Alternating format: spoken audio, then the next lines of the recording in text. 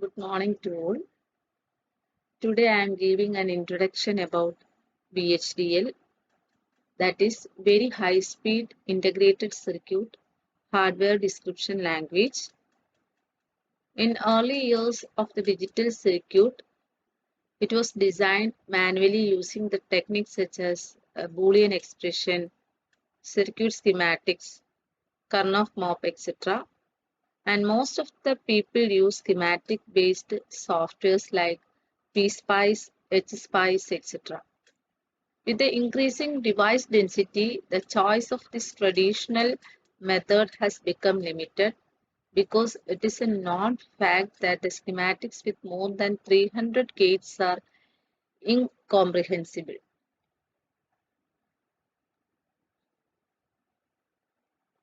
So, it is unimaginable to think how many years would be required to design the modern chips which contains millions of transistors. It is a must for IC designers to go for some EDA tool. So the electronic design automation tool made the multi-million IC design simple and possible. With the increasing use of computer-based design methodologies, the IC design has migrated to EDA tool. One such outcome of this EDA tool is the hardware description language. This hardware description language is a general programming language like C, but it is especially oriented by describing hardware structures and behaviors. And the most common use of HDL is to provide an alternative to schematics. Is HDL so indispensable? Okay, let us discuss it. For illustration, let us take the example of a 16 by 16 multiplier with schematic capture and also using VHDL. This multiplier is a complex arrangement of adders and registers. In the present case, we have two 16-bit input and one 32-bit product output. So a total of 64 input-output pins. Approximately, the circuit requires 6,000 equivalent gates.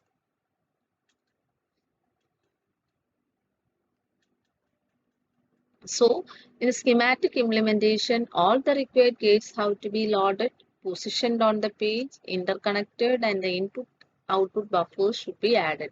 This will take at least 3 days of hard time. But the HDL implementation, which also needs 6,000 gates, requires 8 lines of text and can be done happily in 3 minutes. This file will have all the information required to define the 16 by 16 multiplier.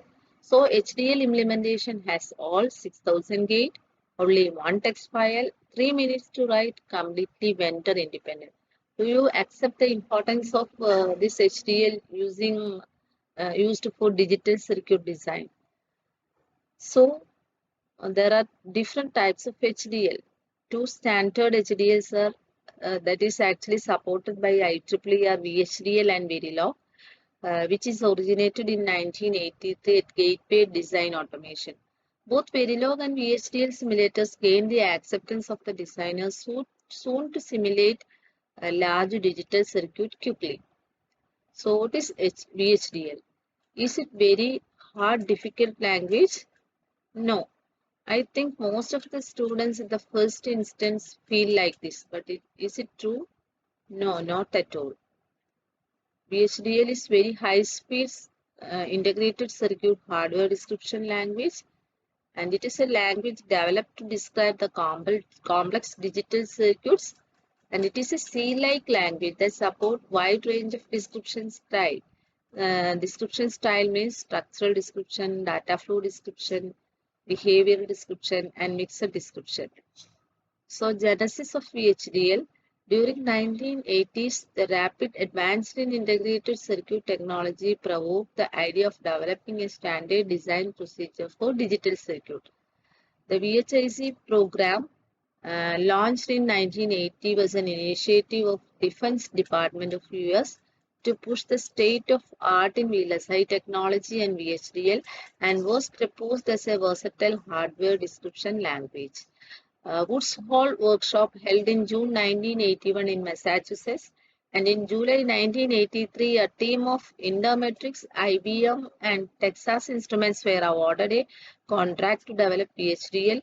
In August 1985, the final version of the language under government contract was released. VHDL version 7.2 is that one.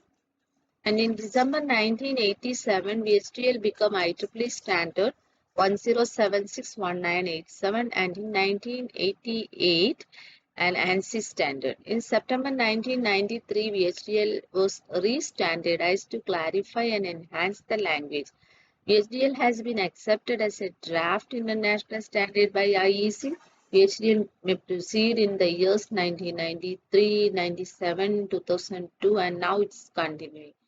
And the terms concerned with VHDL consisting of synthesis. What is synthesis? It is actually converting code to circuit. Then next term is the simulation, giving input and verifying the functionality of the circuit. That is actually simulation. And test bench. Test bench helps in generating input signal for simulation.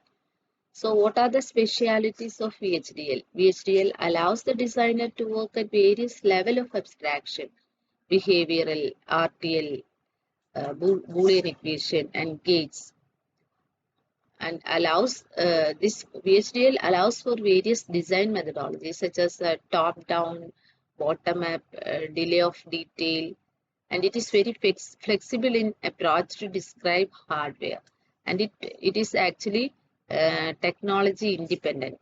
VHDL is independent of any technology or process. So let us see what are the format. VHDL is a free format language. Now, formatting conventions such as spacing or indentation imposed by VHDL compilers, space and carriage return treated as the same way. Because VHDL is a standard, VHDL design descriptions are device independent, allowing the designer to easily benchmark the design performance in the multiple device architecture.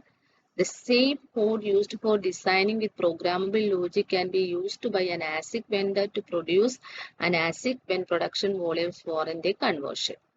VHDL is a well-suited language for designing with programmable logic, and it is gaining in popularity. Designing with a larger capacity CPLDs and FPGA of 600 gates to 20K gates. VHDL delivers portability of code between synthesis and simulation tool, device-independent design, and easy ASIC migration. VHDL is an open standard language that is not a proprietary language. A big thank you for your patience. Thank you all once again. Thank you.